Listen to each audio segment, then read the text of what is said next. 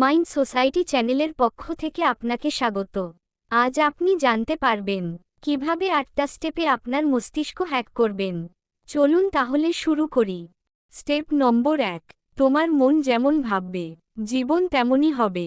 চিন্তাকে কন্ট্রোল করো, জীবন কন্ট্রোলে আসবে। 2 নম্বর স্টেপ, মস্তিষ্ক তোমার চাকর, মালিক নয়, তাকে পরিচালনা শেখাও, তার দাস হও না।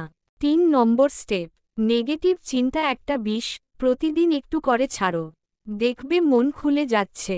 4 নম্বর স্টেপ, নিজেকে বারবার বলো, আমি পারি, আমি পারব, আমি করে দেখাবো।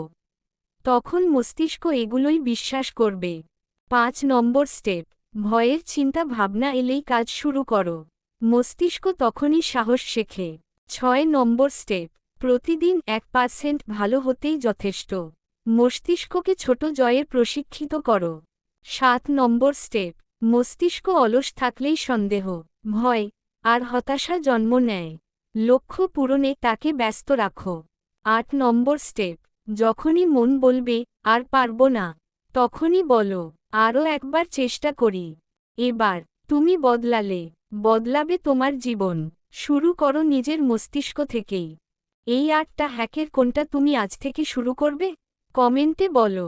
আর নিজেকেই চ্যালেঞ্জ করো এমন আরও গভীর চিন্তা আর বাস্তব জীবনের কৌশল পেতে। ফলো করো মাইন্ড সোসাইটি ইউটিউব চ্যানেল। ধন্যবাদ।